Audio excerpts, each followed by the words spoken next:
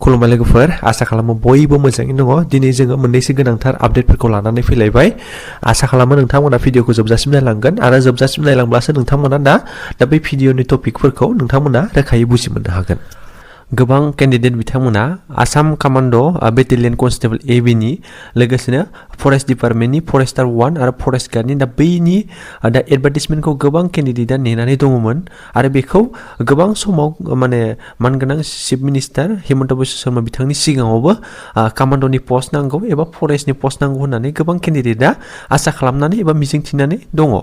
नाथायबा दिनैसिम दा Assam commando battalion constable AB नि एबा फरेस्टार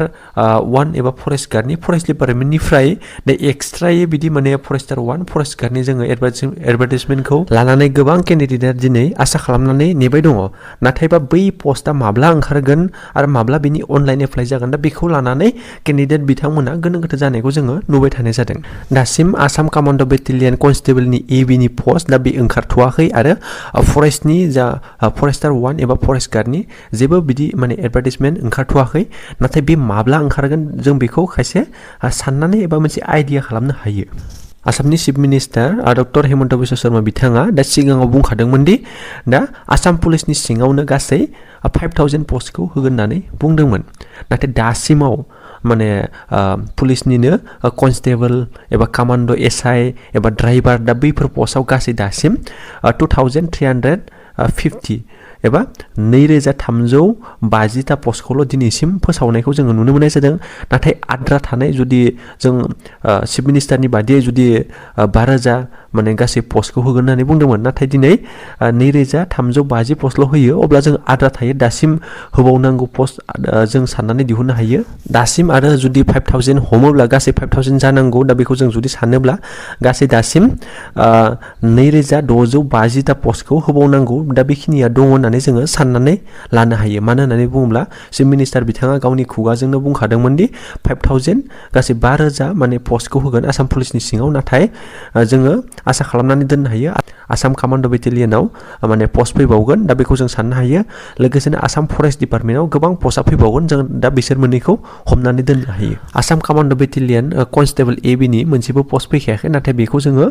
दा बेनि एडभार्टाइजमेन्ट फैबावगोन जों बेखौ हमनानै दोननो हायो लोगोसेनो आसाम फरेस्ट डिपार्टमेन्टनिफ्राय फरेस्टार एबा फरेस्ट गार्डनि दा पस्टआबो बियो एप्लाइ सोलिगोन एबा बे एडभार्टाइजमेन्टखौ फैगोन होननानै जोङो मोनसे हमनानै दोननो हायो मानो होननानै बुङोब्ला दासिम 5000 माने पस्टखौ होआखै माने 5000 जानांगौब्ला गोबां माने 2650 पस्टआनो माने फैबावनांगौ दङ अब्ला बेनि गेजेराव माने कमांडो बेटेलियन कन्स्टेबलआ फैखागोन लोगोसेनो आसाम फरेस्ट डिपार्टमेन्टनिफ्राय फरेस्टार एबा फरेस्ट गार्डनियाबो एडभार्टाइजमेन्ट गोदानै फैगोन होननानै जोङो हमनानै दोननो हायो आरो फैखागोन मानो होननानै बुङोब्ला दा चीफ मिनिस्टार बिथाङा दा जि बुङो दा बेखौनो मावो जों बेखौ फोथायो मानो होननानै बुङोब्ला दा सिगां समनिफ्रायनो बिथाङा गावनि बुंनाय दा बाथ्राफोरखौ लाखिबाय थानायखौ नुनो मोननाय जादोंमोन नाथायबा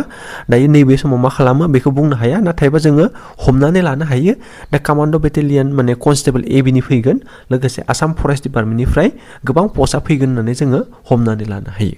जियानो जा जायखिजाया जोङो दा नैबे समाव जोङो प्रेक्टिस खालामबाय थानांगौ मानो होननानै बुङोब्ला दा प्रेक्टिस खालामनो थाखाय जोंहा गोबां सम नांगौ जानानै फैयो दा बेनि थाखायनो आसाम पुलिसनि थाखाय दा नोंथांमोना प्रेक्टिस खालामबाय थानो हागोन लोगोसेनो दा माब्ला माने बे